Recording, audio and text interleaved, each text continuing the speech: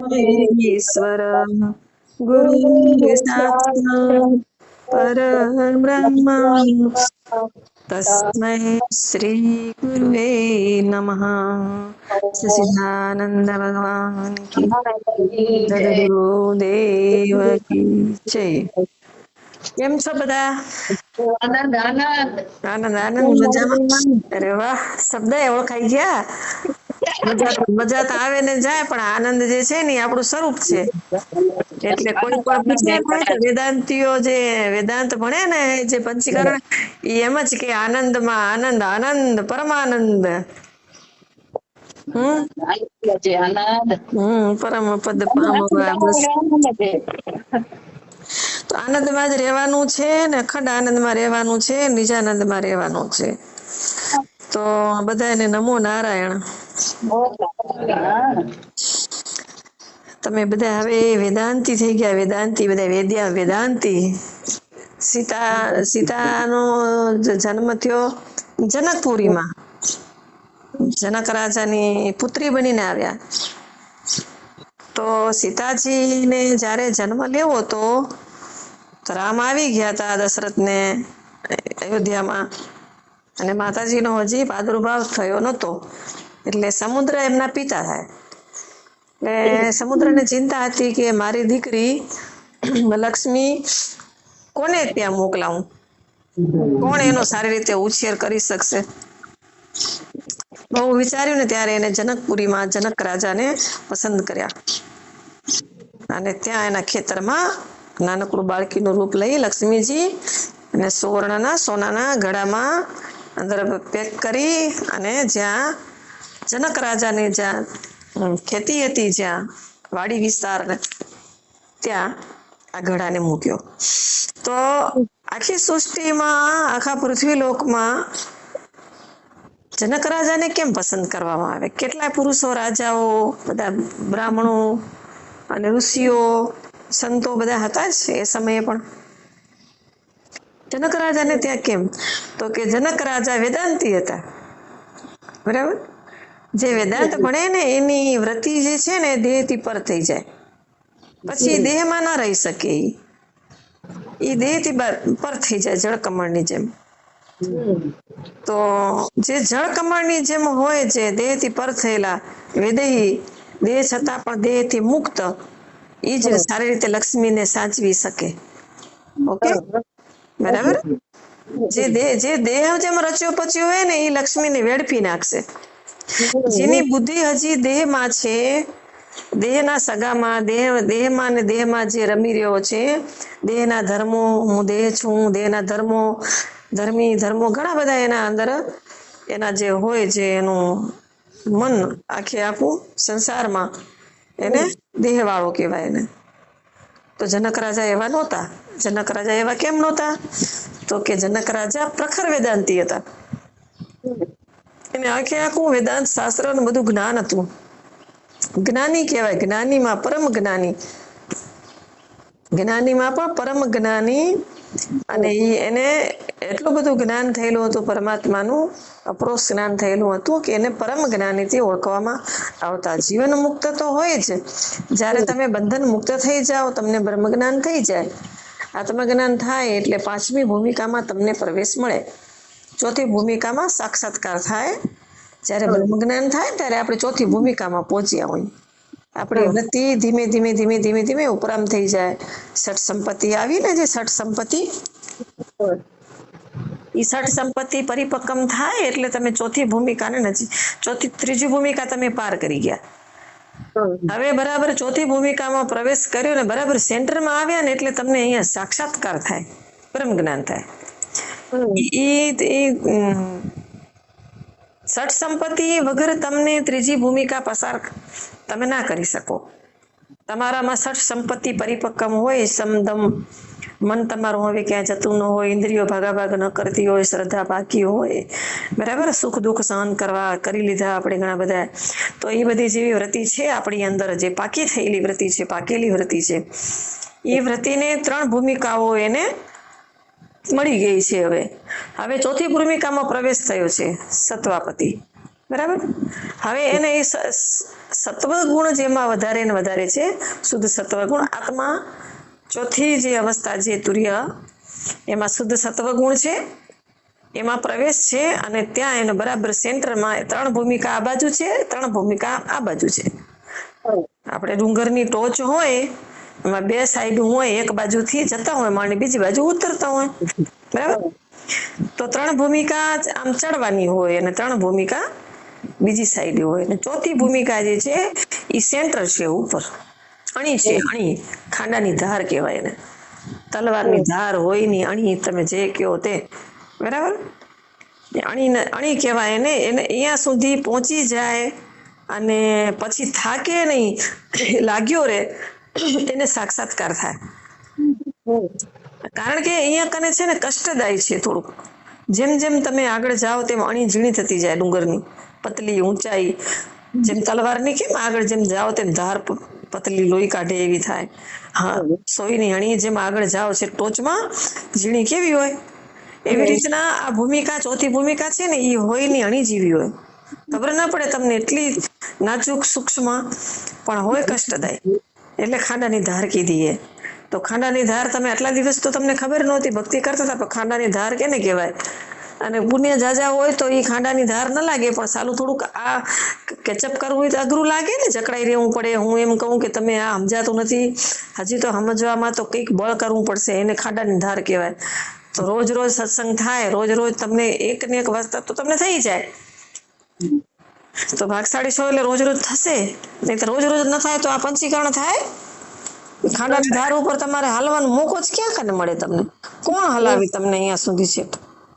પકડીને આંગળી પકડીને કોણ તેડી જાય ડુંગરની ટોચ માથે? જે જોઈ આવ્યા એને તો ખબર કે ભાઈ ખાંડાની ધારે, પછી બીજી બાજુ તો નીચે ઉતર્યા અને હવે જીવન મુક્તનો આનંદ લેશે. જીવન મુક્ત પછી છઠ્ઠી ભૂમિકામાં વેદેય મુક્ત, અને પછી તુર્ય અવસ્થામાં 7મી ભૂમિકામાં શરીર છૂટે. એટલે પાછો આ શરીર છે ને એ પૃથ્વીમાં પંચભૂતમાં મળી જાય છેલ્લે પાછું આવીને. જેમ અજ્ઞાનીનું જેમ પંચભૂતમાં શરીર મળે છે, એમ જ્ઞાનીનું હોય શરીર પંચભૂતમાં જ મળે. બરાબર. ચેતના છે ને એ જે ચિત્ત છે એ સિદ્ધમાં ભળી જાય અને જ્યોતિમાં ભળી જાય જ્ઞાનીની, ને અજ્ઞાનીનો જન્મ થઈ જાય બીજો. પણ દેહની બેયની ગતિ હરખી જ થાય. એટલે ઉતરવાની ભૂમિકા છે, પણ એ પાકેલો છે, જોયેલું છે માથે, એને ખાંડાની ધારમાં હાલેલા, સાક્ષાત્કાર કરેલો હોય, એને ભગવાનને જોયેલા છે અને અહીંયા એને આનંદ લીધો છે. હવે એ બીજાને ઉપયોગી બનશે નીચે આવીને. પણ આ તો આને તો જોયું નથી ને, હજી તો જાય છે, ચડે છે હજી જખના મેડમ. હજી જવાની વાત છે, પછી નીચે ઉતરવાની. જે આમાં આવે એને કયો તો ખરા ને, જાઓ માથે પ્રસાદી આજ જ વેચાઈ રહી હોય, ભલે કાંઈ નહીં, બરાબર. તો ખોટું બોલવામાં શું હોય? જે જાય બધા કહેતા જાય કે ઓલાની હિંમત દેવડાવે, જાઓ માથે આજે પ્રસાદી, ડાબીલ્યું, પેંડા ને બધું માથે હે. જે આવે એ બધા એમ જ કહેતા આવે, માં મજા આવી ગઈ, ઓ મજા આવી ગઈ. પછી ટાંટિયા દુખ્યા હોય ને બધા આમ લોથપોત થઈ ગયા હોય ને દર્શન કરવા ગયા હોય ને હડકોતી નગર દર્શન થયા હોય, ધક્કા જ માર્યા હોય આમ જ કે આમ ભાગો અહીંયા ઉભા ના રહ્યો ને. પણ તોય દર્શન કરવા તો દર્શન થયા એને તો આનંદ હોય ને, દર્શન ના તો આનંદ હોય. ગમે એટલું કષ્ટ વેઠ્યું છેટા અહીંયા અમરનાથ જાહેરાત કેટલું કષ્ટ વેઠવું પડે, પણ ઉમાં ઉભું રહેવાય ન જડે. લ્યો આવડી મોટી યાત્રા કરીને જાઓ, ત્યાં કેદારનાથ, બદ્રીનાથ તમે જાઓ એટલે દર્શન, ભગવાન તો દેખાય નહીં અંધારા ગુફામાં. તિરુપતિમાં તો 3 દી ઊંડી લાગે ને પછી ભગવાનના દર્શન કરવા જાઓ તો વાંચી ધક્કો આવે. તો આવા બધા દર્શન કરી આવે તોય નીચે આવીને તો આનંદ હોય ને, દર્શન થઈ ગયા અમને. ભલે ચપલાણા ગમે તેમ દર્શન થઈ ગયા, એમાં બધાને આપણે આવતા જઈને બધાને જાઓ દર્શન થઈ જશે, જાઓ. પણ હું બધા ચપલાવામાં અધમુઓ થઈ ગયો, ખબર નહીં હજી કેટલું સેટું હોય ને હજી કેમ ચપલા આવડીને દર્શન થશે કે નહીં થાય ને. તો માથેથી આવતા હોય ને એ વળી હિંમત દેવડાવતો હોય ને. એટલે આવી રીતે આ જાત્રા એવી છે કે જે જાહેરા એને એમ જ કહેવામાં આવેલું કે આનંદ છે, કારણ કે દર્શનનો આનંદ છે ને અહીંયા. બરાબર. ભૌતિક સુખ તો બધું છોડીને જવું પડે ને, દર્શન કરવા જાઓ ને તે બધું ચંપલ ઉતારી લે, મોબાઈલ લઈ લે, થેલા લઈ લે, પૈસા બધું શું લેવા દે? ઉમાં તમને કાંઈ ન દે. ચરણામૃત ઉમાં દે તો ભલે, નકાતા પ્રસાદી હોય ચડાવીને હાલવા માંડો, બરાબર. 50-100 રૂપિયા રાખીને આવી કે માતાજીને ભગવાનને આપણે ઉમાં કને કાંઈ દેતા નથી, બંડલ કે તમે અખર દર્શન કરે મારા તે લો આ 50,000 તમે લેતા જાઓ. રૂપિયો ના દે, કોઈ રૂપિયો દે તો એમ થાય કે આ રૂપિયો જડેરો, હાલો હાલો રૂપિયો જડેરો તે આપણે અલમારીમાં રાખી દઈશું ને ભગવાનના ઘરની લક્ષ્મી એ તે બરકત પડશે. કીધી ભગવાનના મંદિરમાંથી તમને કીધી રૂપિયો જડ્યો ક્યાંયથી? પ્રસાદી એને કાંઈ ન જડે, ચપટી પ્રસાદી એ નીચે આવીને લઈ, હું તો બધું ધરાવવાનું હોય. તો એ કેટલા માણસો શ્રદ્ધા રાખીને જાહેરાત કાંક તો પામવાનું હોય કે ન હોય એમાં? હા, એ જે એવું હે તો એ માણસો એટલી ભીડ કે તમને દર્શન કરવામાં તમને આમ માંડ નંબર લાગે. તો ઘણું બધું હોય એનામાં. તો આ રીતના આ જે દર્શન છે ને આમાં ભીડ ન હોય, આનામાં શાંતિથી જવાનું હોય. એ ભીડ ક્યાં? આનામાં આ ભીડ કઈ હોય તો કે અહીંયા બધા તમારે કેટલા જન્મના કર્મ તમારા ભેગા થાય. આમાં આપણે ભોગવતા હતા આટલા દિવસ સુધી કાંઈ ખબર નથી કયું કર્મ કઈ ભોગવાઈ જાય પોતે. આપણે એમ થતું હતું કે ભાઈ કાલ આ કરી આવ્યા તે જો હવે આમ ન કર્યું હોત ને તો થયું હોત, આ આપણી ભૂલ થઈ ગયા, આ નહોતું કરવું. પણ એ એટલાથી પતી જતું હતું. અને હવે આપણે જે આ કરવા માંડીએ સત્સંગ, જ્ઞાન થવા માંડ્યું ત્યાં તો કર્મો જ તમારા ભેગા થશે બધા. એટલું બધું તમારું જીવન અંદરથી ભોગવવાની રીતે જેમ ભોગવવાની તમારા શક્તિ આવતી જશે તેમ ભગવાન છે ને ઓલું જે અનાજ કાઢવાનું જે નીચે ગોળ હોય ને જે ભકુલું, એ ભગવાન છે ને મોટું કરતા જાય ને માથે દબાણ કરતા જાય કે જલ્દી આના કર્મ કપાઈ જાય ને જલ્દી ભોગવાઈ જાય ને તો નવરો થઈ જાય, પછી માર્કાને આવતો રહે. એટલે એ પાછી કર્મની ભીડ થાય ભોગવવામાં. એક ભોગવી લઈને ત્યાં બીજું ઊભું હોય, બીજું કરે. હમણાં કેવા આત્મા આવી ને માંડમાં નવરા થયા તો ગરબે રમવા જવા ને આ બધા ભીડ થાય અહીંયા કરો જેમાં આપણે આમાં તણાય તેમ ભેગું થવા માંડે. તો એના વચ્ચેથી રસ્તો કાઢવો, એને ખાંડાની ધાર કીધી અને સમજુ સાણા હોય એ જો તમે આજ કેવા સમજુ ને સાણા ભગવાન તમારી બધી નોંધ લેરા. તમને ક્યાંય સત્સંગ કરવામાં ક્યાંય ભીડ નહીં નડે, ક્યાંય કષ્ટ નહીં આવે, કારણ કે તમારી પાસે એક સમજણની બેલેન્સ છે કે ભાઈ કરવાનું કામ કરી લો, હાલો બરાબર. તો હમણાં ઘણા હે એવા કે ને કાંઈ જ્યોતિ હે તો જ્યોતિ કીધી લાગી 162 જેવા કંઠસ્થ કર્યા, મહેનત કરી લેરી, પણ એને જે ગુરુમુખી સત્સંગ જે થવો ખપે એ સત્સંગમાં તો બે ત્રણ કાલે ફોન કર્યો તો કાલે ક્યાંક ઓલાતી હતી, આજે હજી ક્યાંક કાલે ફોન કર્યો, પરમદી ફોન કર્યો તો કે હું બારે છું. તો બારે હોય એને તો પછી ફોન લાભ ન ચડે ને. હા, તો એ અંદરથી એને ખબર એ આવે કે ભાઈ રોજ 4 વાગે આપણે સત્સંગ થારો તો 4 થી 5 1 કલાક આપણે શાંતિથી માતાજીનો સત્સંગ સાંભળી લઈ. તો થાય તો મેં રહ્યો તો કે તમને બધાને જોઈન્ટ કરી દઉં, આ કરી દઉં, પણ હું બારે જવરી તે હવે ઈ એનું જ્યાં સુધી એને નહીં બોલાવીને નહીં આમાં કરીને ફોન નહીં કરીને ત્યાં સુધી સામેથી ઈચ્છા નહીં થાય, બરાબર.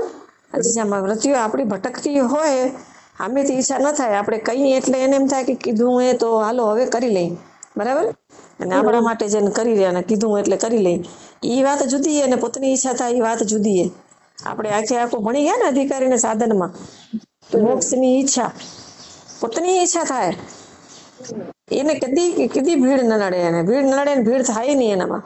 અને સતત એના કર્મ જે છે ને ઈચ્છા પડી હોય ને અંદર કે મને કરવું ઈચ્છા પડી હોય ને તો એ જેવી તમારી ઈચ્છા પડી એ અંદરથી મનમાં યાદ આવી એટલે તમારા કર્મો કપાઈ જાય. ગયા જન્મના કર્મો તમારી અંદર સતત ઈચ્છા રહેશે જાણવાની. આ જીવન છેલ્લા શ્વાસ સુધી તમને જ્ઞાનની યાદ આવશે કે મારે સત્સંગ કરવો છે તો તમારું ક્યાંય કર્મ લેશ માત્ર નહીં રહે. સતત હરેક ક્ષણ આપણું કર્મ આપને ફળ દેવા માટે તૈયાર છે, અને એ ફળ દેરું અને આપણે કર્મ આપણા ઈચ્છાથી કપાતા જાય. અને ઈચ્છા કઈ થાય રહી આપણે તો કે આપણે અંદરથી એક એવું જ્ઞાન થઈ ગયું હવે કે ભગવાન છે, બરાબર, અને મને ભગવાનના દર્શન થશે, અને મને ભગવાનના દર્શન કરીને ભગવાન છે એટલે બ્રહ્મ છે, બ્રહ્મનું જ્ઞાન થાય, બ્રહ્મ જ્ઞાન થાય, આત્મા અંદર જ છે આપણી અંદર ને આત્માનું જ્ઞાન થાય. તો એવી શ્રદ્ધા પાકી થઈ ગઈ ને એને પરોક્ષ જ્ઞાન કહેવાય. એને તમે આ મેદાનમાં ઉતરી આવ્યા, શેનાથી ઉતરી આવ્યા તો કે તમારી શ્રદ્ધા પાકી થઈ ગઈ કે હવે આપણે અંદરથી ઈચ્છા છે, શ્રદ્ધા પાકી છે, આમાં સુખ દુઃખ જે આવશે એ બધા સહન કરીને પણ આપણે બ્રહ્મ જ્ઞાન કરવું છે, બરાબર. આત્માને ઓળખવો છે. હવે આટલું ખાલી આત્માને ઓળખવો છે અને મને બ્રહ્મ જ્ઞાન કઈ થશે, એ એટલા માત્રથી તમારા કર્મો કપાય ને કપાય, બધા જ કર્મો કપાઈ જાય, જીવ એકદમ પવિત્ર થઈ જાય. હવે એ કેવો છે, ખાલી એને ઓળખવાની જ વાત રહી. કોઈ કર્મ રહેશે નહીં. તમે તમારી ઈચ્છાને સાઈડમાં મૂકશો એટલે જે કર્મ અત્યારે થોડું થોડું ભોગવાઈ રહ્યું હોય, થોડું થોડું ક્રિયામણ થઈ રહ્યું હોય, એ વળી ક્યાંક બ્રહ્મ જ્ઞાન નહીં થાય ને ત્યાં સુધી તમને બાંધી લેશે. પણ તમારી અંદરથી બ્રહ્મની ઈચ્છા પડી હશે, આત્માને ઓળખવાની ઈચ્છા પડી હશે, તમે આમેથી ઈચ્છા કરશો તો તમારું જે તમે ક્રિયામણમાં જે કામ કરો છો એ તમે કામ ભલે કરો છો, તમારા પર તમારી ઈચ્છા છે ને માં, તો કે આત્મા ઓળખવામાં, બ્રહ્મને ઓળખવામાં. તો ઈચ્છા તમારી તો ઈચ્છા વગર કર્મ કેમ બંધાય? કોક તમને કે તમે કામ કરી આવો અને તમે તમારા સાચા મનથી તમે કામ કરો, દિલથી કામ કરો, એનાથી કઈ કરો ને. દિલથી આપણે કામ કરીને સાચા મનથી આપણે ઘરના કામ કરીએ, વ્યવહારના કામ કરીએ, બધું કરીએ, એનાથી કઈ કર્મ બંધાતું નથી. કાંઈ કર્મ તો તમારી ઈચ્છાથી બંધાય છે, ફળની ઈચ્છાથી ને તમારી ઈચ્છાથી બંધાય છે. હવે ઈચ્છા તમારી આ જીવન હવે આત્મા ઓળખવાની થઈ ગઈ, બ્રહ્મને ઓળખવાની થઈ ગઈ, અને એ તમને યાદ છે સતત. તો તમારે તમારું કર્મમાં કેવી રીતના બંધાવો? હવે તમે કેટલો મોટો ફાયદો થઈ ગયો ખાલી ઈચ્છા રાખવાથી. હે આ બધી બાયુને સમજાય રે? તમે કેટલા ભાગશાળીઓ બધા, ખાલી ઈચ્છા રાખો એનાથી તમને કર્મ નહીં બંધાય. તમે એમને અધરાધર તરી આવશો. જો તળાવમાં પબડી નાખે ને ફૂલ તો જાણે બેચારા જ ખાપતા હોય અને ભગવાનને ચડતા હોય ફૂલ, અને ફૂલને બેચારા ફૂલ મુઠ્ઠી ભરીને પબડીમાં નાખી દીધી તો ધીમે ધીમે ધીમે બધું ફૂટે ને. એ આખી જેટલી પબડીમાં નાખી દીધી હોય ધીમે ધીમે ફૂટી આવે ને બધામાં કમળ થાય ને બધા કમળ ઉપર જ આવે ને. આ બધી પબડીયું નખાઈ રહ્યું માય. હવે આજે એને સત્સંગ રૂપી સાગર છે, સત્સંગ રૂપી જે ગંગા વહી રહી છે, જ્ઞાન ગંગા, અને જે એનામાં પબડીયું નખાઈ રહ્યું એ ધીમે ધીમે પોતે કમળ થઈને બહાર આવી જશે. તમારી જે જાત છે જીવની, બરાબર. ગંગા સતી કહે છે કે તમને દેખાડું ગુરુનો દેશ, બરાબર. પછી કે બિંબે પાડી દઉં બીજી જાત, જાતિ પાતી નહીં હરિના દેશમાં, અને તમારા બિંબે પાડી દઉં બીજી જાત. એમ જાતની વાત કરે અવારનવાર.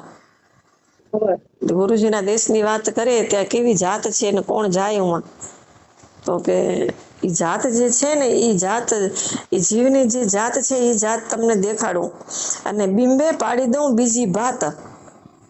વાત એટલે કે જે સંસારના ચિત્ર હતા, તમારા ચિત્તની અંદર સંસાર રમતો હતો, સંસાર એની જગ્યાએ હવે અંદર તમારું પંચીકણ રમેરું, તમારે આત્મા રમેરી, ભગવાન રમેરો, અંદર બ્રહ્મ રમેરો, બ્રહ્મ લટકા કરે બ્રહ્મ પાસે, એમાં બધું સ્વરૂપ દેખાય છે. હવે સો એવું દર્શન જ્યારે થાય એના માટે આપણે આ તો દુઆમાં આવે છે 28મો દુઓ આપણે જોયો કે અગ્નિ કાષ્ટ સમબાળશે કર્મને જ્ઞાન ગીતામાં ગાય ભગવાન, બરાબર. તો અગ્નિ જેમાં હળગાવાથી, અગ્નિમાં લાકડાને નાખવાથી કાષ્ટને એમ કાષ્ટ પણ બળે છે, જેમ કાષ્ટ બળે છે એમ આપણા કર્મો બળે છે, બરાબર. જ્ઞાન સાથે જ્ઞાનનો જ્યારે ભડકો લાગે, જ્ઞાનનો પ્રકાશ થાય, જેમ જેમ પ્રકાશ થતો જાય તેમ તેમ આપણા કર્મો કપાતા જાય. તો પંચીકરણ પ્રકાશ વિચારજો, પંચભૂતોનો વિચાર. તત્વો દેહના જુદા જુદા કયા? ગુરુમુખથી જય જયકાર. દેવાલયના ઈંડામાં ધન હતો, સદગુરુ વિના ન આવ્યું હાથ, એમાં શાસ્ત્ર અનેક ઉથામતા, ગુરુ ગમ વીણ જડશે નહીં નાથ. બરાબર. હવે અહીંયા ગુરુ વગર કામ નહીં થયા, એ નક્કી રાખવું પડશે. જાતે ગમે એટલી મહેનત કરશો, જાતે તમે માથા દેશો, જાતે વાંચશો, પાકું કરશો, પણ તમને ગુરુ નહીં સમજાવે, ગુરુ જ્યાં સુધી તમને આ ભણાવશે નહીં, સમજાવશે નહીં, ત્યાં સુધી એ નહીં સમજાય. અને ગુરુ સમજાવે પણ ખરા, એની કૃપા, એના સમજાવતા હોય ને ત્યારે એમની કૃપા જ કહેવાય, બરાબર. એ કૃપા જ કહેવાય એની, કે એ સમજાવે છે એ જ કૃપા છે, કે સમજાવી રહ્યા છે આપણને ઘરે બેઠા બેઠા. તો એ ગુરુની કૃપા થઈ રહી છે આપણા ઉપર. અને શાસ્ત્રની કૃપા પણ થઈ રહી છે, સમજાય છે આપણને, હવે ગમે છે બધું. આ મનની કૃપા પણ થઈ રહી છે, મન પણ માનવા તૈયાર થઈ ગયું છે, હવે શાંતિથી બેઠું છે. ઈશ્વરની કૃપા જ્યારે થાય ત્યારે ચારે કૃપાઓ ભેગી થાય. તો ઈશ્વરની કૃપા તો પેલી થઈ હતી મનુષ્ય અવતાર મળ્યો ત્યારે, બરાબર. હવે આમાં કઈ શેરીમાં કૂતરા રખડતા હોય, ખીલે ચોપો બાંધ્યા હોય કે પંખી ઉડતા હોય, એ બધાને તમે બેહાડીને તમે આ જ્ઞાન પીરસી શકો? કોઈ હોંકારા દે? ઊંઘ આવતી નથી ને?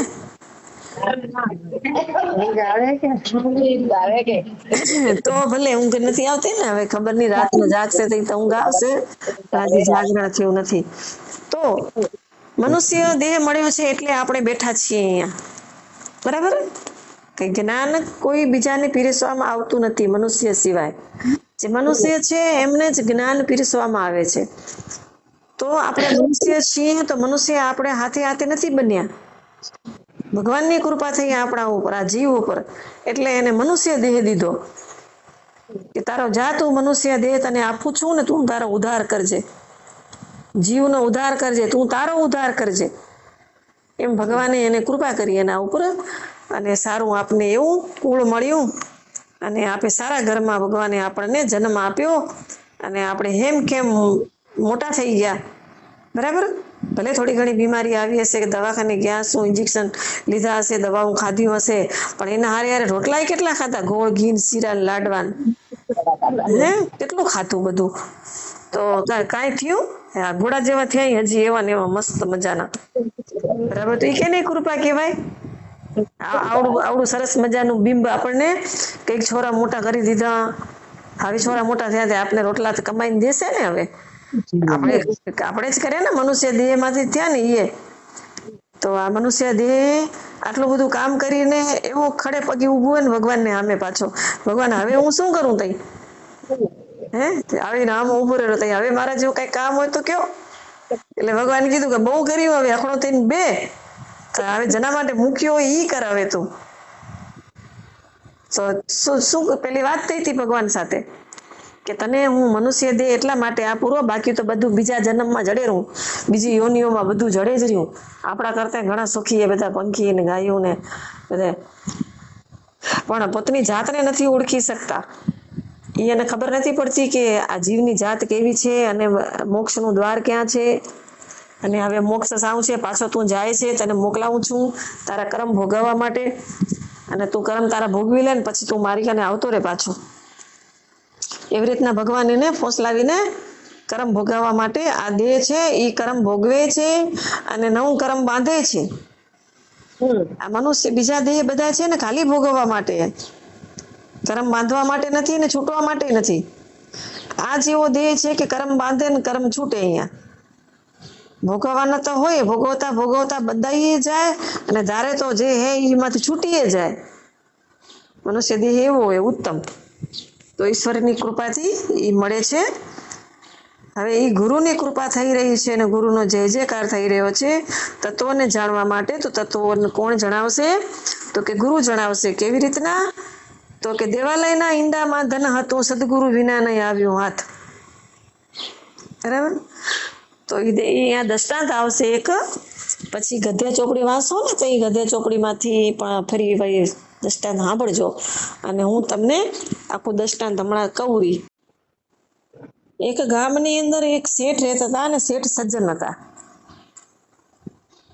તો શેઠે પોતાની બધી જે સંપત્તિ હતી એનો સદુપયોગ કર્યો, ગામમાં એક દેવાલય બનાવ્યું, સરસ મજાનું મંદિર બનાવ્યું, ઠાકોરજીને પધરાવ્યા, બધા માણસો ભગવાનના દર્શન કરે. આવી રીતના એમ કરતા કરતા શેઠ સારા કામ કરતા કરતા શેઠને તો વિદાય લીધી, અને પાછળ એમનો એક દીકરો હતો. તો શેઠનો દીકરો સારો હતો, પણ એને એના જે પિતાજી જે કર્યું ને એમાં એને બહુ ધ્યાન નહોતું દીધું કે પિતાજી શું કરતા હતા, કેવી રીતના મંદિર બનાવ્યું, સંપત્તિ ક્યાં કોને આપી છે, કેટલી ઉધાર છે, કેટલા દેવા છે, કેટલા લેવા છે, એ કાંઈ એને ખબર હતી નહીં. અચાનક શેઠનો સ્વર્ગવાસ થયો, અને બધું આ છોકરાઓ ઉપર આવ્યું. છોકરાએ ઘરમાં થોડા ઘણા પૈસા હતા એ બધા વાપર્યા અને જોયા, અને પછી પૈસા કે આવડા બધા કે મારા પિતાજી પૈસા વાપરતા હતા, પૈસા તો એમની પાસે હોવા જ જોઈએ. અને પૈસા ઘરમાં કેમ નથી ને એટલા દિવસમાં કેમ ખાલી થઈ ગયો કબાટ જે બેલેન્સ હતી કેમ પૂરી થઈ ગઈ? કે ના, એવું બને જ નહીં. બધા કહે કે ના ના, તમારા પિતાજી પાસે તો ઘણા બધા પૈસા હતા, તમે કંઈક વિચારો હજી. એટલે એને બધા ચોપડા હતા ને જોવાનું ચાલુ કર્યા. આપણે ડોહા જાય તો ચોપડીઓ એના કને ઉધારની જોવે ને, ભાઈ પેલું તો એ જ કરે ને, બહારથી થાય નહીં નથી પેલા. તો માં એક ઠેકાણે એવું લખેલું હતું કે દેવાલયના ઈંડામાં ધન છે, બરાબર? એટલું જ લખેલું હતું, દેવાલયના ઈંડામાં ધન છે. આગળ પાછળ હતું પણ ભાઈ એ બધું કાંઈ ધ્યાનથી સાંભળ્યું નહીં, વાંચ્યું નહીં, વિચાર્યું નહીં. અને દેવાલયના ઈંડામાં ધન છે એટલું જ એને હો, દેવાલયના ઈંડામાં ધન છે. મારા પિતાજી આ દેવાલય બનાવ્યું છે, મંદિર બનાવ્યું છે, અને ઈંડું છે આવડું મોટું, એનામાં એને ધન રાખ્યું. કડિયાને બોલાવ્યા રાતોરાત ને ઈંડું તોડ્યું. ઈંડું તોડ્યું, ઈંડામાંથી કાંઈ નીકળ્યું નહીં. તો કે મારા પિતાજી આમ કેમ લખી ગયા? હવે શું થાય? ઈંડું તૂટી ગયું, મંદિર તૂટી ગયું, ખંડિત થઈ ગયું મંદિર. બધા ગામના માણસો બધા દે કરવા માંડ્યા. એ કે બાપાએ કે મંદિર બનાવ્યું ને છોકરો તો કે કેવો અકર્મી કે મંદિર તોડી નાખ્યું. કે આવું શું સૂઝ્યું એને? બારે નીકળવા જેવો ન રહ્યો, ઘરમાં મોઢું છુપાવીને બહી રહ્યો. બારે નીકળે એટલે બધા મેણા ટોણા મારે. એક સજ્જન પુરુષ હતા ગામમાં, ડાયા સમજુ માણસ, વિદ્વાન. એને એમ થયું કે કંઈક કારણ હશે કે ડાયો છોકરો છે, કે એમ કાંઈ થોડું કાંઈ કોઈ મંદિર તોડે. જાઉં શું છે ભલા? ઘરે આવ્યા ને પૂછ્યું કે બેટા કે તે કે આ મંદિર તોડ્યું તો એનું કારણ શું કામ તે મંદિર તોડ્યું? તો કે દાદા કે વાત એમ છે કે પિતાજીએ આ ચોપડામાં એવું લખ્યું છે કે દેવાલયના ઈંડામાં ધન છે. એટલે હવે અમારી પાસે ઘરમાં કાંઈ ખાવા નથી, ધન ખૂટી પડ્યું, અને અમારા પિતાજી જો અહીંયા મૂકી દીધું હોય તો હું મારો હક સમજી અને એ ધન લેવા માટે મેં ઈંડું તોડાવ્યું. હવે ઈંડામાં કાંઈ ધન નીકળ્યું નહીં. એ કે એક કામ કર કે મને ઓલો ચોપડો લઈ આવી દે. ચોપડો લઈ આવ્યો, ચોપડામાં જોયું, ચોપડામાં વાંચ્યું, પછી ચોપડો કર્યો બંધ. બાપાને સમજાઈ ગયું ધન ક્યાં હે. છોકરાને કીધું એક કામ કર, આજે તું પાછું આ મંદિર જેવું હતું ને ઈની કડિયા જેને મંદિર બાંધ્યું છે કડિયાને બોલાવી, જેવું હતું ને એવું ને એવું પાછું તૈયાર કરાવી નાખ. મંદિર એમને પાછું તૈયાર કરાવવામાં આવ્યું ને કે ફાગણ મહિનાની પૂર્ણિમાના દિવસે રાત્રે હું આવીશ ને તું મારા ભેગું આવજે. સામાન લઈને બધા પાવડા, તગારા, ત્રિકમ ને બધી મંદિર બનાવી દીધું, કમ્પ્લીટ થઈ ગયું. ફાગણ મહિનાની રાહ જોવાની. ફાગણ મહિનો આવ્યો, ફાગણ મહિનાની પૂનમ આવી. બાપા આવ્યા ને છોકરો ને બાપા ને બધા કામ માણસો ને બધા લઈને મંદિર તરફ ગયા. પછી મંદિર ત્યાં ઉભા રહીને જોયું કે રાત્રિના પૂનમ, ફાગણ મહિનાની પૂનમ ચોખ્ખી હોય, ખબર હે, વાદળા ન હોય. પૂનમ પૂર્ણિમા જે છે ને ચોખ્ખો પૂનમ હોય, આકાશમાં કોઈ વાદળા ન હોય ને કઈ અંધારા અજવાળા ન હોય, ચોખ્ખો પૂનમ હોય ફાગણ મહિનામાં ચંદ્રમાં. તો પડછાયા પડતા હતા એકદમ ક્લીન, આકાશ ચોખ્ખું હતું. અને મંદિરનો પડછાયો જ્યાં પડતો હતો ત્યાં કને બાપા આ બધાને લઈ ગયા. અને પડછાયો જે બાજુ હતો એ બાજુ ગયા, હાલતા હાલતા છેક શિખરનો પડછાયો જ્યાં પડતો હતો ને, શિખર ગોળ હોય ને તો પડછાયો ગોળ ગોળ હોય ને એટલામાં, તો એટલામાં જેટલામાં પડછાયો હતો એટલામાં ગોળ ગોળ લીટો કરી અને કીધું બરાબર 12 વાગ્યો, 12 વાગ્યાની રાહ જોઈ પાછી. નહીં તો પાછો વળી સૂર્ય ચંદ્ર પાછો આમ તેમ થઈ જાય તો પાછો પડછાયો પાછો હટી જાય ને. સમજાયું તમને બધાને? કેટલો ગૂઢ અર્થ છે આ, ખાલી દ્રષ્ટાંત કેટલો ગૂઢ અર્થ છે કે હવે 11:30 ગયા હોત તો ગમે ત્યારે જાય, 11:30 જાય કે રાતના જાય એટલે કોઈ દેખી ન, કે એટલા રાતના જાય તો 12 વાગે ન જાય ને 12:30 વાગે જાય તો શું ફરક પડત? 1 વાગે ગયા હોત તો બોલો.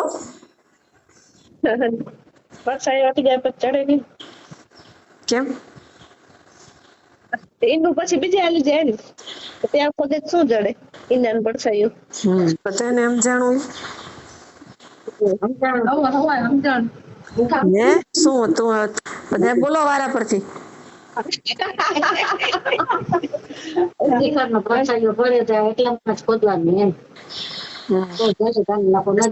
સાડા 11 જાય તો પડછાયો બીજી જગ્યાએ ખોદે તો ચરુ તો જ્યાં દાટ્યો ત્યાં જ નીકળે ને. હું તો જ જ્યાં હોય ત્યાં જ હું તો જ કાઢવું પડે ને. નકર શું થાય, ડબલ મહેનત થાય. આખું ખેતર ના ખોદવું પડે. એટલે 12 વાગે ટાઈમ લખ્યું તું અંદર ચોપડામાં, ટાઈમ લખ્યું હતું. એમાં આ ગ્રંથની અંદર એક એક વસ્તુ બધી આવી રીતના લખેલી છે. આ ષટ સંપત્તિ જે છે ને, એ ષટ સંપત્તિમાં 6 માંથી એકે ઓછી ના હાલે આપણામાં. જેમાં આનામાં કેમ તમારું એકે ઓછું નથી હાલતું કે ભાઈ ફાગણ મહિનો જ જોઈએ, ફાગણ મહિનાનો જ પૂનમ જોઈએ, પૂનમના રાતના 12 જ જોઈએ, અને ઈ મંદિરનું શિખર જોઈએ પાછું હતું એવું ને એવું. એમાં નાનું મોટું થઈ જાય તોય ના હાલત પાછું. બરાબર. તો ઈ જગ્યાએ 12 વાગે બરાબર એનામાં એટલું 12 વાગે છાંયો હતો, પડ્યો બરાબર 12 વાગે છાંયો ને ફટાફટ એને રાઉન્ડ મારી લીધો. પછી ભલે ને છાંયો, પછી ઘડીકમાં તો છાંયો હાલો જાય ને પાછો.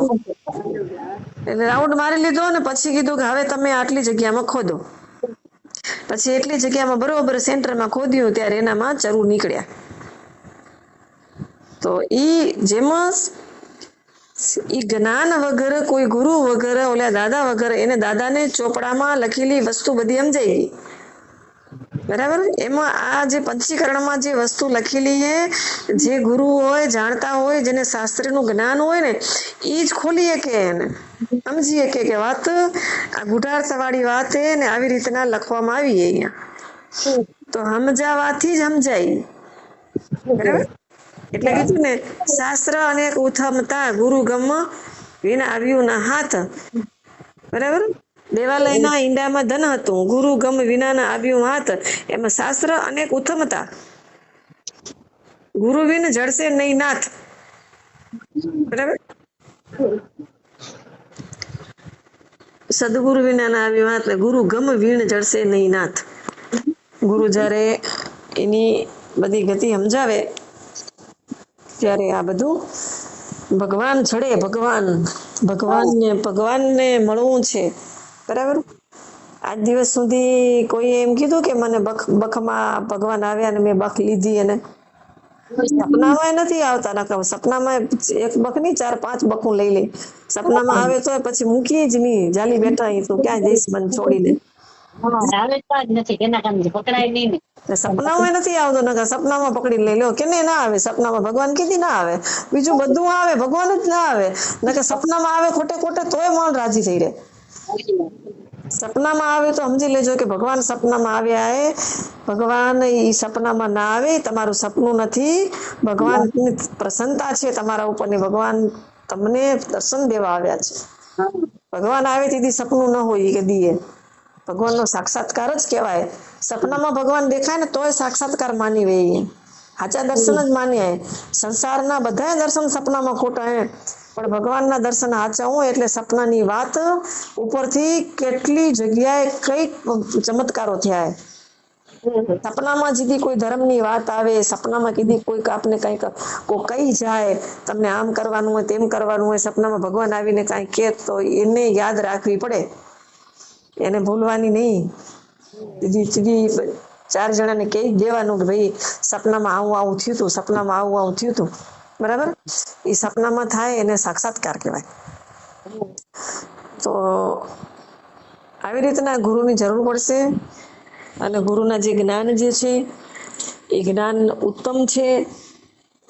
ગ્રંથની અંદર ઘણી બધી અટપટી વાતો હોય, ગુઢાર્થ હોય. તો પંચીકરણ તો ભાઈ હવે આગળ જે પંચીકરણ આવે છે, હવે આગળ એમાં મેં ફોટું કાલ મૂક્યું તો હતું મીનું, મૂકીએ તો ઉથલાવો પાનું નહીં લખણ હોય ને કઈ. ભલે લો તે. તો વેદ પુરાણ આદિ નારદ પઢ્યા, સનત કુમારે સમાવ્યો શોક, માટે નિશ્ચલ મન થકી ધારજો, શ્રવણ મનન ધ્યાન નો શોખ. બરાબર. તો આમાં વેદ પુરાણ જેટલી વાત કરી એના વેદ પુરાણ પછી નારદ ઈ બધાએ પઢ્યા એ. આદિ નારદ ઈ પઢી લીધું હે. સનત કુમારો પણ વેદને જાણતા હતા, પણ ગુરુ વગર એને જ્ઞાન થયું નહીં. પછી પોતે યુક્તિ કરી, એક ગુરુ બને ને 3 શિષ્યો બને. સનત કુમારો 4 હતા ને, તો એક કથા વાંચે ને 3 જણા સાંભળે. ભગવાને પછી યુક્તિ શીખવાડી કે તમે સત્સંગ કરો આવી રીતના. તો પછી નિશ્ચલ મન થકી ધારજો શ્રવણ મનન ધ્યાનનો શોખ. તો નિશ્ચલ એટલે કે નક્કી, ને મન ચલાયમાન છે. તો મને જેટલું જ્યાં રખડી રહું ને જ્યાં ચાલ્યું જાય રહું, બરાબર. તો એને એની ચાલ બદલાવો એટલે ઈ નિશ્ચલ મન કીધું એને, બરાબર.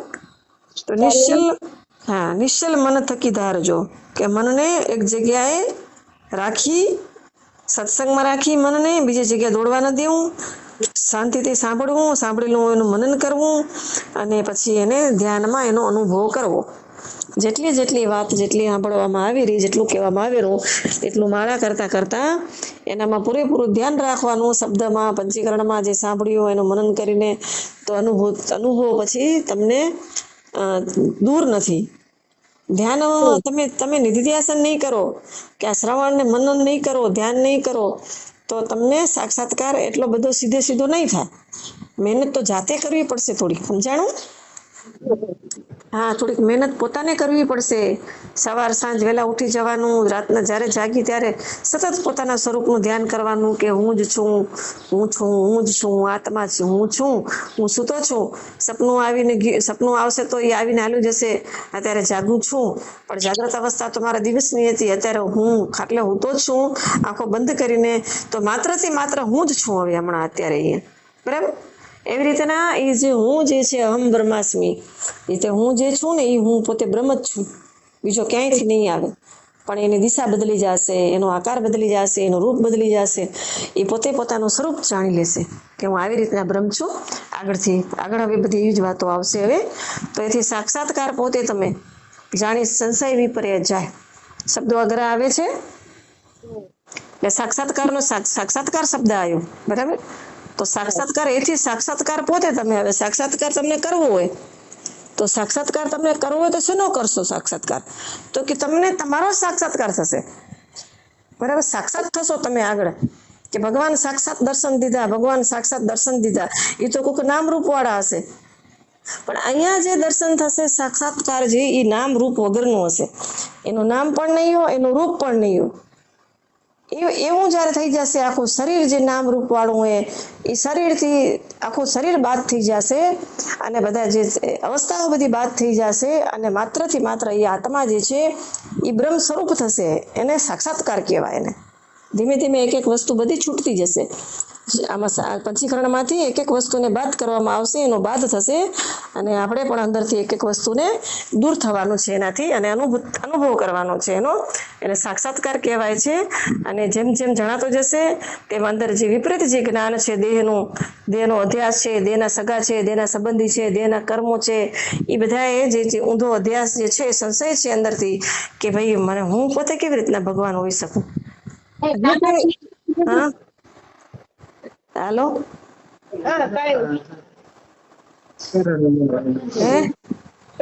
ચાલુ છે, બોલો.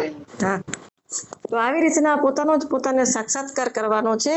તો કેવી રીતના એની સાથે પ્રેમ થાય છે, કેવો પ્રેમ થાય છે? તો કે નિજ નિંદા સમાન શ્રવણ કરો, મનન બદામ ચાવ્યા સમ થાય. બદામ આવી જો, હવે આ જો બદામ જે છે ને એ હાથમાં તમારે બદામ ખાવાને છે. બીજા લાડવા ખાય ને તમે બદામ ખાજો.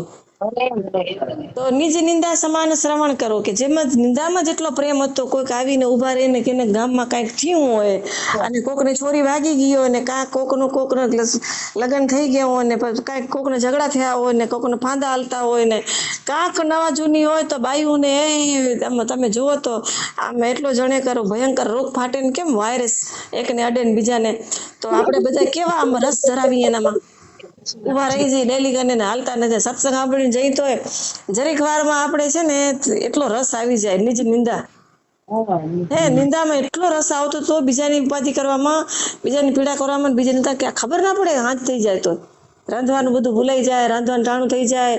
તો એટલે શબ્દ વાપર્યો કે નિજ નિંદા સમાન શ્રવણ કરો કે જેટલો તમને નિંદામાં જેટલો રસ હતો ને એનાથી વધારે રસ આમાં આવવો ખપે, બરાબર. અને પછી મનન કેવું? તો કે બદામ ચાવ્યા સમ થાય. તો કે બદામ જેટલી તમે ચાવીને ખાઓ એટલી બદામ ગુણ કરે. એમ ડંગળા ખાઈ જાવ તો બદામ ગુણ કરતી નથી. બદામને ચાવી પડે એમાં મનન પણ એવું હોવું જોઈએ કે સતત વિચારવું પડે, આ કાનેથી સાંભળીને આ કાનેથી કાઢી નખાય નહીં. સાંભળવાની તો સમજાયા વાળા બરાબર હોય, રસ વાળું સમજાવતા હોય, સાંભળવાની મજા આવે. બદામ મનન તો પોતાને જ કરવું પડશે ને. ઈ તો કોઈ કહેવા વાળા તમને કરી નહીં દે ને. તો મનન કરવાની વાત એ તો એક વસ્તુ જે સમજાઈ ગયો એને વારે ઘડીએ આપણે એને મનમાં રાખી અને વારે ઘડીએ અવારનવાર એક ને એક વાતને ઓલી કરવી પડે, જેમ બદામ ચાવી એવી રીતના. તો પછી બળવાન રૂપાળો ને હું ધની, તિરસ્કણીય વિજાતીય ચા, સચ્ચિદાનંદ અજર અમર હું સદા, સજાતીય વહેવાદો પ્રવાહ. હવે તમને હાતમનો ખોરાક જડી ગયો. હવે બરાબર. હવે આ છેલ્લી કડી એ કે બળવાન રૂપાળો ને હું ધની. આટલા દિવસ સુધી આપણે બળવાન છીએ, ગમે તે માણ ગમે તેમને આપણે બધાને કૂટીને બધાને કચરીને ખાઈ જઈએ. આપણે નકા ક્યાં કાંઈ નડેરું. બરાબર. આપણે ક્યાં નકા કાંઈ નડેરું, એને બળવાન કહેવાય. પછી રૂપાળો, કે રૂપાળા હોય એને તો રૂપાળી સાડી પહેરીને જાય કે ભાઈ મારા જેવું રૂપાળું નથી, હું જઈશ નહીં તો મને જોશે કેમ બધે ગામમાં. મને આટલી બધી મારી રૂપાળી સાડી, હું પોતે રૂપાળું, મારો ઘરવાળો મને એમ કે રૂપાળીઓ ઘરમાં બધા મને રૂપાળો જ કે કેવું મસ્ત રૂપાળું. તો પછી હું ચોકમાં સાડી પહેરીને જઈ નહીશ તો મને માણ જોશે કેમ. એટલે જવું પડશે. બરાબર. બળવાનને જવું પડશે અને રૂપાળાને જવું પડશે. તો કે બળવાન રૂપાળાને હું ધની, ધનવાનને જવું પડશે. ભાઈ ક્યાંક જશું તો ગોળ બોળ કરશું ને કેમ ખબર પડશે ખીચામાં રૂપિયા એ. તો બળવાન રૂપાળાને હું ધની, પણ એને અહીંયા કને તજવાની વાત કીધી. તિરસ્કણીય વિજાતીય ચા, ઈ આત્માના ધર્મો નથી, શરીરના. સમજે. કરો ભલે બધું, પણ એમાંથી ખાલી હું કાઢવાનું હોય માંથી. હું બળવાન છું, હું રૂપાળો છું, હું ધની છું. બરાબર. એ હું કાઢી નાખો ખાલી અંદરથી. તમે જેવા છો એવા જાઓ, જે કરવું એ કરી આવો. મજા આવે તો ભલે, ના મજા આવે પાછું ભાગી આવવાનું. કોઈ તમને કાંઈ કહે તો ભલે ને કે, તમે તો હતા જ ક્યાં, તમે તો આમાં હતા ને, સચ્ચિદાનંદ અજર અમરમાં હતા. બરાબર. ઓલું તમારું તમે ગયા છો, પણ તમે હવે બળવાન થઈને નથી ગયા, રૂપાળા થઈને નથી ગયા, ધની થઈને નથી ગયા. જેવા છો એવા ને એવા ગયા છો. બરાબર. ઈ અંદરથી ભાવ હતો ને ઈ અંદરથી છૂટી ગયો. ને કેવો ભાવ થઈ ગયો તો કે સચ્ચિદાનંદ અજર અમર હું સદા, સજાતી વહેવા દો પ્રવાહ. હવે જે સચિત આનંદ જે સ્વરૂપ છે મારું આત્માનું, એ અજર છે, એ કદી ઘેડું થતું નથી, અમર છે, કોઈ દી મરતું નથી, અને સદા છે, કાયમ છે. એવો જે અંદરથી ભાવ જાગે અને બધાયમાં ભગવાનના દર્શન થાય. પછી ભલે ને જાજા માણસોમાં આપણે ગયા હોઈએ તો અહીંયા આપણે બધાયમાં આપણું સ્વરૂપ દેખાય. બધાયમાં સચ્ચિદાનંદ ભગવાન રમી રહ્યો છે અને એ અજર અને અમર છે. એ નથી ઘેડો થતો કે નથી જુવાન થતો કે નથી કોઈ બાળપણ કે નથી એને વૃદ્ધાવસ્થા, નથી કાળો, નથી ધોળો, નથી રૂપ, નથી રંગ, એનું કાંઈ નથી. એવો સંગ સદાય વિદ્યમાન બધી જગ્યાએ વ્યાપેલો છે. તો એવું અંદરથી જ્યારે થાય આપણે જ્ઞાન થયું કહેવાય તો જ કે એ આપણને સતત એનો પ્રવાહ અંદર ચાલુ રહે. બરાબર. અંદર એવો પ્રવાહ ચાલુ રાખવો જરૂરી છે. પછી ભલે તમે 8-10 દિવસ સાતમ રમો, પછી આ હાજવાર તમને ટાઈમ મળે તો તમે સંધ્યા કરો, આરતી કરો, ભજન બોલો, તો અહીંયા વાંચી લેવાના આટલા દુઆ, 33 દુઆ કરી આપે. બરાબર. 33 સુધી પહોંચ્યા અહીં ચોપડીમાં લખી નાખો. અને વારા પરથી કીધી કે 10 દુઆ કરાય, બીજેથી 10 દુઆ કરાય, ત્રીજેથી 10 દુઆ કરાય, એમાં વળી પાછો પહેલેથી 10 દુઆ કરાય, બીજેથી 10 દુઆ કરાય. જેટલા થાય એટલા 33 થઈ જાય. 3 ભાગ કરીને 3 ભજન બોલી નાખવાના. તો તમને રિપીટ થતું આવશે અને તમારો પ્રવાહ ચાલુ રહેશે. અને તમને ખરેખર તમને પછી જે આગળ પંચીકરણ જે આવશે એ પંચીકરણ હવે આવેલું થોડુંક હજી છેટું હોય, હજી ઉદાહરણો બધા આવશે અને પછી પંચીકરણના ભાગલા પડશે. એ બધું પછી આપણે હવે હાતમ કરીને કરશું એવું મારું કહેવું છે. તમે હવે આનું જેટલું કર્યું હોય, સત્સંગ કર્યો, એનું ચિંતન કરો, મનન કરો અને ભેગા બહીને તમે ભૂલાઈ ન જાય એટલા માટે તમારા અધિકારીના સાધન કેટલા હે ને કેમ હે, વળી ભેગા બાવ નવરા બેહો તો એ હવે જઈ માતાજી પૂછશે તો એ અમને આવડી જશે. અમે હવે થોડું હવે અમને યાદ રહેવું. એ યાદ રાખવાનું તો બહુ નથી કાંઈ, પણ પહેલું જે આપણે શરૂઆત કરી ને એ 2-3 પ્રસંગ યાદ રાખજો. સંપત્તિ કેટલી તો કે 6 પ્રકારની. પછી કઈ છે એ નહીં રહે તો હાલે. 6 ના રહે તો એકાદી કે 2 રહેવી ખપે, 1 રહેવું ખપે. કે ભાઈ સંપત્તિ જે છે તો સંપત્તિ કઈ છે તો કે ખાલી 1 આવડી જાય ને એમાંથી સમ દમ શ્રદ્ધા તિતિક્ષા એમાંથી એક આવડે ને તો આપને ખબર પડે કે સંપત્તિ કોને કહેવાય. હા બરાબર. પછી અધિકારી આવે તો અધિકારીના સાધન ક્યાં, તો એક આવડું કપે, ચારે ચાર ના આવડે તો એ અધિકારીના સાધન હોય વિવેક વૈરાગ્ય ષટ સંપત્તિ ને મોક્ષની ઈચ્છા. બરાબર. તો અધિકારીના સાધન ખબર છે ક્યાંય, તો કે હા ક્યાં, તો કે વિવેક વૈરાગ્ય. પછી બે વાર ભૂલાઈ ગયા તો હાલે, પણ ખબર તો પડી ને આપણે આને કહેવાય. અને હવે અનુબંધ પેલા શરૂઆતમાં જ પેલા અનુબંધ આવે. હવે એ બોલો તમે, મેં તો બધું બોલ્યું. અનુબંધ એટલે અનુબંધ કેટલા? એક.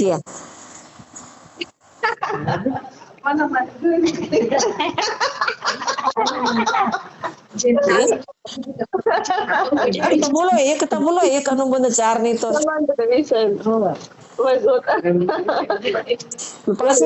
પાછળથી પૂછ્યું ને એટલે ભૂલાઈ ગયું. ઉપરથી નથી પૂછ્યું, નીચેથી પૂછ્યું. પેલા સંપત્તિ પૂછી, પછી અધિકારના સાધન ને પછી અનુબંધ, નહીં ઉપરથી આવે. પેલા અનુબંધ ચાર, પછી ચાર અનુબંધમાં પેલો અનુબંધ અધિકારી વિષય સંબંધ ને પ્રયોજન. તો પેલો જે અનુબંધ લઈ અધિકારના સાધન ને ચાર ક્યાં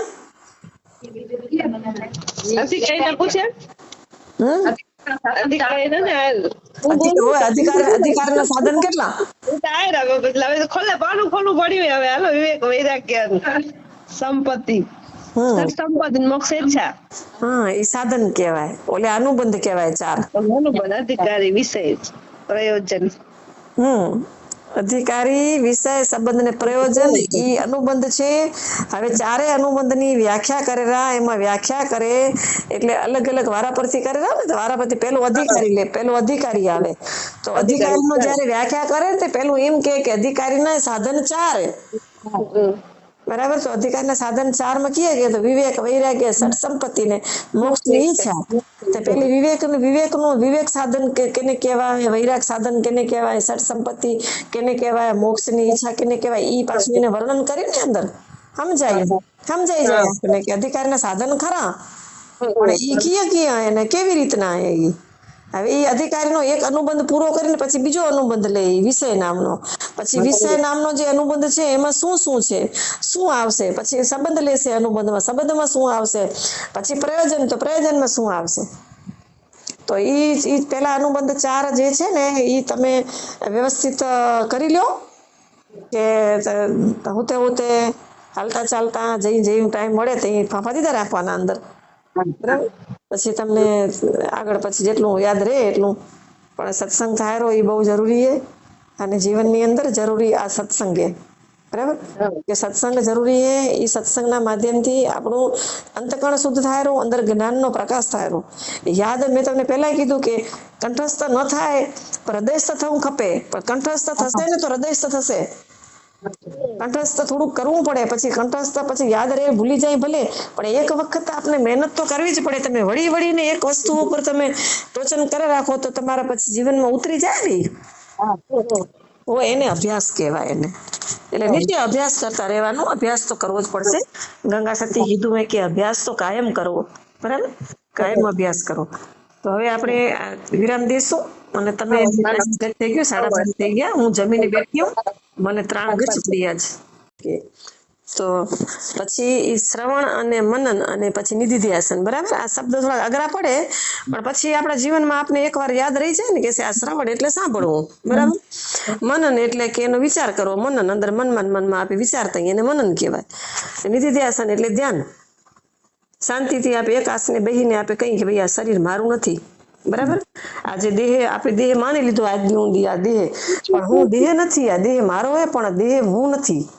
હું તો આત્મા સ્વરૂપ છું. મારું સ્વરૂપ આખું જુદું હે. હવે એ જે સ્વરૂપ આપણે જાણવામાં આવશે, સતચિત ને આનંદ જે સ્વરૂપ આપણું જે છે એ કેવી રીતના છે ને એ આમાં સાંભળવામાં આવે, પછી એનું મનન કરવામાં આવે ને પછી આપણા સ્વરૂપનો જ અનુભવ કરવામાં આવે. એને સાક્ષાત્કાર કહેવાય ને એને આત્મજ્ઞાન કહેવાય. અને એ જ બ્રહ્મ જ્ઞાન થઈ જાય પછી. બરાબર. આત્મા અને બ્રહ્મ બે અલગ નથી. જીવ અને બ્રહ્મ બે એક જ છે. તો કેવી રીતના છે એનું ઘડીએ એનું વર્ણન આવે તો સાંભળવાનું, પછી એનો વિચાર કરવાનો ને પછી આપણે ધ્યાનમાં બેસી જવાનું. સવારના વેલા ઉઠીને હરતા ફરતા આપણે મનન કરતા હોય તો પછી થોડુંક તો આપણે બેસીને ભગવાન નામે લઈને સવારે હાંજ બપોર જઈ બેહીને ભગવાનનું નામ લેવા.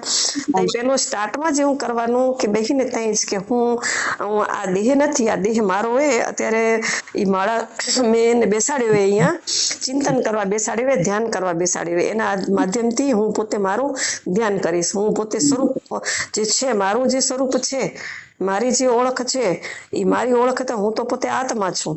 બરાબર? તો આત્માનું સ્વરૂપ તો સતચિત ને આનંદ છે.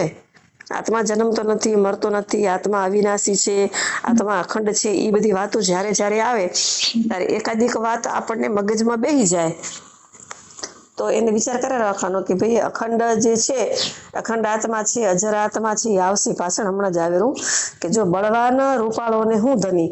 હવે જે બળવાન છે, રૂપાળો છે ને ધની છે, એ તો આ દેહ હે. તો આપણે જયારે એને નિધિધ્યાસ ધ્યાન કરવા બેહી તો એ પેલું તો એ આપણે તજવું પડે કે આ બળુકો ગમે એટલો હે, બરાબર, એ મારો દેહ હે પણ હું નથી. રૂપાળો હે મારો દેહ પણ હું નથી. ધની હે, મારા કને આવડું બધું ધન હે તો દેહના માધ્યમથી હે. દેહ હાલો જશે તો ધન કોકનું થઈ જશે પાછળ, બરાબર. હું નથી ને મારા ભેગું નહીં લઈ જવાય. હું છું જ નહીં ને. હું તો એ બધું ભેગું હોય ને, આપણે ભેગું રહેવું કાંઈ. આપણે તો હાલે જરા દેહ છોડીને. જયારે મરણ થાય, મૃત્યુ આવે, હું તો બીજો જન્મ લેરો દેહ. આ જીવ અંદર હું જે પોતે છે એ આત્મા. તો એ જયારે એને હજી જ્ઞાન નથી, પોતાનું આત્મા ઓળખાણ નથી, ત્યાં સુધી તો જન્મ લેશે ને. તો આ દેહમાં આ કોળિયામાંથી નીકળીને બીજા કોળિયામાં જશે તો એ ધન ક્યાં ભેગું હાલેલું. એટલે ધન તારું હે, અત્યારે મારું માની લીધું હે, પણ હકીકતમાં તું તો છો જ નહીં ધન, બરાબર. કે હું ધની કહી ને કે હું ધનવાન છું ને ફેરડા ગરીબ છે ને ફેરડા ધનવાન છે તો હું ગરીબ છું ને એવું આપણે હોય ને. હું ગરીબ છું ને હું ઘેઢું છું ને હું વૃદ્ધ છું ને અમે તો હવે ઘેઢા થઈ ગયા ન કઈ આપે. કેમ ઘેઢા થઈ ગયા? શેનાથી ઘેઢા થઈ ગયા? આ તમારે જન્મતો નથી ને મરતો નથી, ઘેઢો ક્યાંથી થાય? હે? તો તમે હજી જોવાણો અમે તો ઘેઢા થયા એમ કેટલી વાર બોલે મણીમાં. હે? તો એ પછી વેલબાઈ ને મણીમાં અમારા હજી તો નબ્બાઈ થોડુંક હજી કહેશે હું તને નીકળી હું તમારાથી.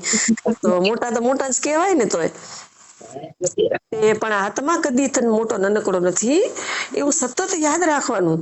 યાદ રાખવું પડે આપણે, તો જ આપણે આત્મજ્ઞાન થાય. અંદરથી આત્માને જાગતો જ રાખવો પડે. ને આત્મા કદી ઘેટો થયો નથી. આત્મા જન્મ્યો નથી તો બાળક હોય ને. અત્યારે હમણાં જે નાનું બાળક જન્મેરું, બરાબર, તો એ દેહ જન્મેરો નાનકડો. આત્મા તો કોળી બદલાવેરો. આત્મા ક્યાં જન્મ્યો હોય? આત્મા તો કોળી બદલાવી ખાલી. એ જેવો હતો એવો ને એવો ફરેલો બ્રહ્માંડમાં. આપણા શરીરમાં હતો તો રમેરો જમેરો ખાયરો પીયરો, શરીર કામ નથી આવતું મૂકીને બીજી જગ્યાએ ગમે તે બ્રહ્માંડમાં ફરતો વળી બીજું ખોળિયું ગોતી લે. એને કોઈ જન્મ મરણ નથી કઈ. એ તો એવો ને એવો બંધ કોકના શરીરમાં ઘૂસી જાય. વળી શરીરને મોટું કરે ને ઘેટું કરે ને શરીરને ફગાવે ને વળી બીજા શરીરમાં જાય અને પછી પોતે ભેગો હેરાન થાય પડ્યો. અમે કેટલો હેરાન થાય અમે નથી થતો. ભેજા ફોડી કઈ કેટલા પોતાનું ભેજું ફોડે ને બીજાને ફોડે. આખી જિંદગી નાળિયેર જ ફોડ્યા. શ્રીફળ વધારીને કઈ પોતાના શ્રીફળ નો તો હારો ના આવ્યો. પોતાનું ફોડવું તો રહી ગયું ને બીજા કઈક ફોડી નાખ્યા. માનતા હું કર્યું ને આ કર્યું, નાળિયેર ફોડ્યા ને હુરદર ફોડ્યા ને જેટલા માથા હોય એટલે ફોડી. એ નાળિયેર ફોડવાનો અર્થ શું? કે ભાઈ નાળિયેર ફોડવાનું એટલે કે રાખી એ નાળિયેર ફૂટેલું ભેગું તમારું ફૂટવું ગપે ભેગું હોય. આપણું રહી જાય ફોડવાનું, બીજા નાળિયેર બધા ફૂટી જાય કઈ. નાળિયેરમાં જે મીઠો રસ છે ને એમાં આપણામાં મીઠો રસ ભર્યો હોય કઈક. એટલે એ બધા મીઠા રસ જે ભક્તિના હે ને એ બધા ફૂટે આનામાંથી. અંદરથી બધા અંદર પડ્યા એ બધા ગોતવા પડશે એને. તો ધ્યાનમાં બહી નથી. હવે ધ્યાનની વાત આવીએ કે એને તરત એનો તિરસ્કાર કરવો. બળવાન રૂપાળો ને હું ધની એવો દેહ ભાવ છે એનો તિરસ્કાર કરી અને એ આપણો વિજાતીય છે. આપણા ભેગો હાલવા વાળો નથી. સજાતી એટલે ભેગું હાલે ઈ, અને વિજાતી એ આપણા ભેગું ના હાલે. એટલે જે ભેગું નથી હાલતું એને શા માટે ભેગું રાખવું? બરાબર ને? જે ભેગું હાલતું જ નથી એને શું કામ ભેગું રાખવું? એને આપણે તરત તિરસ્કાર કરી નાખવાનો અંદરથી. બહારથી તો ઠીક છે બધું થયા રાખે, એ તો નહીં કરી તો થયા રાખશે, પણ અંદરથી જયારે ધ્યાનમાં બેહી ત્યારે એ બધો વિજાતીય ચાહને તિરસ્કાર કરી એનો ને કયો અંદર ચાલુ રાખવાનો હોય. મનન કર્યું. શેનું મનન કર્યું તું? તો કે સચ્ચિદાનંદ અજર અમર હું સદા સજાતીય વહેવા દો પ્રવાહ. બરાબર? તો સચ્ચિદાનંદ આવ્યું ને કે સતચિત ને આનંદ. સત એટલે કે હું તો બધી જગ્યાએ છું, બરાબર. બધી જગ્યાએ જે છે શબ્દ આવે છે કે બધી વસ્તુમાં આ ખુરશી છે, આ ફલડા છે, આ ઢીકડા છે પાછળ છે આવે એ બધી જગ્યાએ જે છે ક્યાંય એના વગર કોઈ જગ્યા નથી એવો સત સ્વરૂપ હું છું, બધાયમાં છું અને બધાયમાં છે, બરાબર. પછી સત અને ચિત્ત.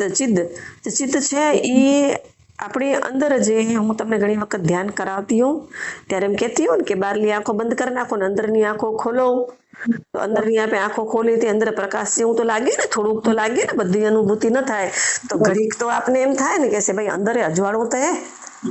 આપણે અંદર કેટલું બધું જોઈ લઈએ, સપનામાં નથી જોતા?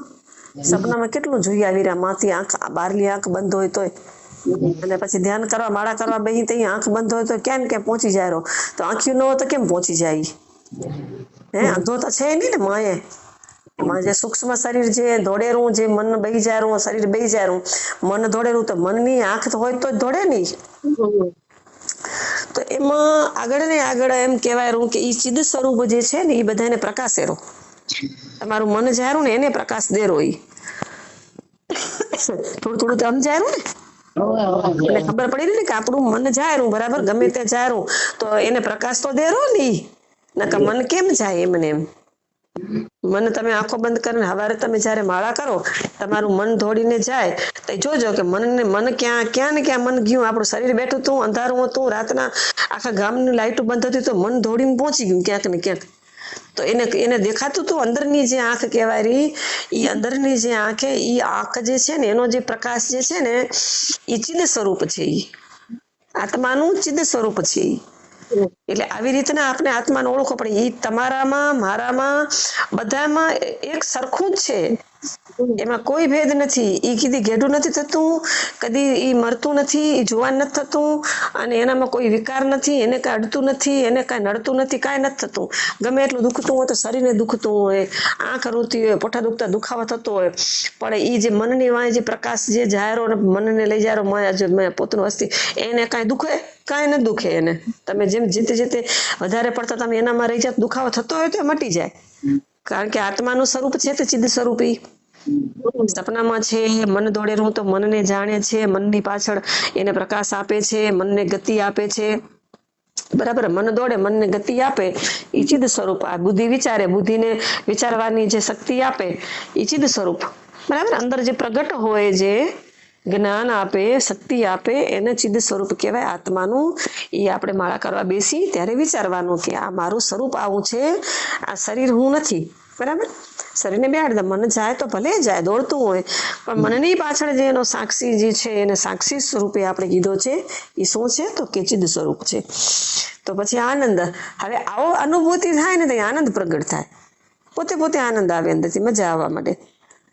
મને ભલે ગયું પણ તોય હું બેઠો, હું કેવી મજા આવી રહી, થોડીક વાર બેઠા અહીં ભગવાનનું નામે લેવાયું, શરીર હળવું ફૂલ થઈ ગયું અને એકદમથી આનંદ, એ આનંદ આવી ગયો ને તો એ આત્મા અંદર પ્રગટ થયો ને તો જ આનંદ આવે. કાંઈ કર્યા વગર પોતે કેમ આનંદ આવે બેઠે? કાંઈ તમે કર્યું નથી, ખાધું નથી, પીધું નથી, કોઈ નવી સાડી નથી પહેરી, કાંઈ નહીં, તમે ખાલી પલટ વાળીને બેસી ગયા આંખો બંધ કરીને, અને ઘડીકમાં તમને એકદમથી ભગવાન નામ લેતા એકદમથી અંદરથી આનંદ પ્રગટ થયો. એ આનંદ સ્વરૂપ છે આત્માનું, એ પરમાત્માનું સ્વરૂપ છે. સમજાઈ ગયા? આત્મા અને બ્રહ્મ બે, જીવ અને બ્રહ્મ બે એક છે, અને એ પરમાત્માનું નામ લેતા પ્રગટ થાય એટલે નક્કી જ કે એ બે એક જ છે. નામ ભગવાનનું લઈને આત્માનો ઉછાળા કેમ આવે? એવડા આત્માને કેમ અસર થાય? એવડી પોતે કેમ આખો હળવો ફૂલ થઈ જાય ને આનંદ શરીરમાં આવી જાય? એ પોતાનું આનંદ પોતાનું જ સ્વરૂપ છે, અને સીધું બ્રહ્મને ટચ થઈ ગયું હમણાં એનું નામ લેતા. નામ અને નામી બે અલગ નથી ને. આપણે નામ લઈએ એટલે ટચ થાય ને એને. બ્રહ્મના જે નામ છે ભગવાન શ્રી રામ, પરબ્રહ્મ પરમાત્મા, કૃષ્ણ પરબ્રહ્મ પૂર્ણ અવતાર, પૂર્ણ. પછી આપણે જેટલા ભગવાન શિવ અવિનાશી, બરાબર, ભોળાનાથ અવિનાશી, આપણે બધું નામ હે ને ભગવાનના બધા, બરાબર. તો એ બધા પરમાત્માના જે નામ જે છે એ નામ ભગવાન જે છે એ સાક્ષાતમાં બ્રહ્મ સ્વરૂપિણી, બરાબર. ભવાની, ભવ છે, ભવ એટલે ધરતી, પૃથ્વી, ભવ એટલે બરાબર. ભવ એટલે ભગવાનનું સ્વરૂપ છે, તો એની શક્તિ જે પૃથ્વીની એને ભવાની કહેવાય. પછી એવી રીતના જેટલી શક્તિ ને જેનું જે તમે નામ લ્યો ને એ નામની આપણા શરીરમાં પ્રગટ થાય, આપણા શરીરમાં એની શક્તિ. એ બે જુદા નથી. તો આવી રીતના જીવ અને બ્રહ્મની એકતા થાય ત્યારે શું પ્રગટ થાય? તો કે આનંદ પ્રગટ થાય. તો આનંદ પ્રગટ થાય તે ચોક્કસ જાણી લેવું કે આ મારું સ્વરૂપ તો આવું છે, આનંદ સ્વરૂપ. હું શું કામ વિષયોમાં ભટકું આનંદ લેવા માટે? વિષયોમાંથી આનંદ આવશે તો ઘડીક આનંદ આવશે, ક્ષીણ હશે આનંદ. અને આ તો મારો પોતામાંથી પ્રગટ થયેલો અંદરથી આનંદ, ને આવો આનંદ તો મેં કદી જોયો નથી. વિષયોમાંથી આવો આનંદ તો મળ્યો નથી કે જે અંદરથી પ્રગટ થયેલો આનંદ. તો અંદરથી જે આનંદ પ્રગટ થાય એ આનંદ લેવો, એ જ આપણો મનુષ્યનો આ જન્મને આ જન્મમાં આપણે આપણો ઉદ્ધાર કરવો, મોક્ષને પ્રાપ્ત થવું, બધા દુઃખમાંથી નિવૃત્ત થવું, એના માટે આ આનંદ છે. બરાબર. જ્યાં સુધી આ આનંદ આત્માનો પ્રાપ્ત ન થાય ત્યાં સુધી આપણે મોક્ષ ન કહેવાય, આપણી નિવૃત્તિ ન કહેવાય. એટલે છે આપણે પેલું સૂત્ર હતું ને, અત્યંત દુઃખની નિવૃત્તિ અને પરમાનંદની પ્રાપ્તિ. કેવા બે શબ્દ છે? આને જે અંદરથી આનંદ આવે જે છે એ પરમ આનંદ છે. બરાબર. બીજો કોઈ આનંદ નથી, ક્યાંયથી આવ્યો નથી, એટલે એને સર્વશ્રેષ્ઠ આનંદ માન્યો છે. શું નામ દીધું? પરમ આનંદ. એટલે પરમ. હવે એનાથી કોઈ શ્રેષ્ઠ આનંદ છે જ નહીં ક્યાંય બીજે. એટલે પરમ આનંદ જે છે, અંદરનો આનંદ છે, એવો જે આનંદ જે છે એ અત્યંત દુઃખની નિવૃત્તિ કરે છે. આ આનંદ જો લેતા આવડી જાય આપને તો આપણા બધા દુઃખોની નિવૃત્તિ થઈ જાય. કારણ કે અહીંયા દુઃખ આવી શકતું નથી. આ આનંદમાં દુઃખ હોય જ નહીં ક્યાંય. પછી તો આપણે દુઃખ જે આવ્યા હતા એ દુઃખ માન્યા હતા એવું આપણે અંદર થવા માંડે. અરે આટલો બધો મારો આનંદ હતો ને હું ક્યાં ખોટો દુઃખી થઈને પોતે હેરાન થયો છું? દુઃખ ક્યાંથી? આનંદ તારું સ્વરૂપ છે, આવું સ્વરૂપ તારું પોતાનું આનંદ હોય, આનંદ સ્વરૂપ હોય તો એને દુઃખ ક્યાંથી અડે એને? તો પૂર્ણ સુખ સ્વરૂપ છે. એવી રીતના પછી એને બીજા શબ્દો કીધા. અજર. અજર એટલે કે જરે નહીં, શરીર જરે છે પણ આત્મા જરતો નથી. બરાબર. અજર અમર કીધો ને, સચ્ચિદાનંદ અજર અમર હું સદા. તો બે શબ્દો કીધા છે અહીંયા કને નિધિધ્યાસન માટે, ધ્યાન કરવા માટે કે સચ્ચિદાનંદ સ્વરૂપ કેવું છે? તો કે અજર છે. શરીર જરે છે પણ આત્મા જરતો નથી, એટલે એને અજર કીધો એને. બરાબર. શરીર રોજ જરતું જાય છે ને, આપણે કહીએ ને જર્જરિત થઈ ગયું બધું, શીળ થઈ ગયું, જર્જરિત થઈ ગયું, ગેડું થઈ ગયું, ચામડી બધી લબડી ગઈ, દાંત પડી ગયા, ને લાકડી ટેકે ટેકે હાલતા હોય તો એ એકદમથી દોડતું તું, હવે કેમ નથી દોડતું? જર્જરિત થઈ ગયું બધું. જરા અવસ્થા આવી ગઈ. જરા એટલે વૃદ્ધા અવસ્થા. તો અજર છું. બરાબર. અજર, અમર. પછી અજર અને અમર. અમર એટલે કે હવે આ દેહ મારો જે છે એ મરી જવાનો છે, એનું મૃત્યુ છે એનું. હું ક્યાં મરું છું? મારું તો મૃત્યુ નથી, હું અમર છું. એટલે અજર અમર હું સદા. સજાતીય વ્યવાદો પ્રવાહ. સજાતી વ્યવાદ આવી રીતના ધ્યાનમાં રોજ કરવાનું અને સાંભળવાનું રોજ આવો સત્સંગ. આવા જ સત્સંગનો રોજ વિચાર કરવાનો, મનન કરવાનું, અને આવા જ વિચાર લઈને આપણે માળા કે ધ્યાન કે નિધિધ્યાસન કરવું પડે, રોજ કરવું પડે. એને કહેવાય કે વહેવા દો પ્રવાહ.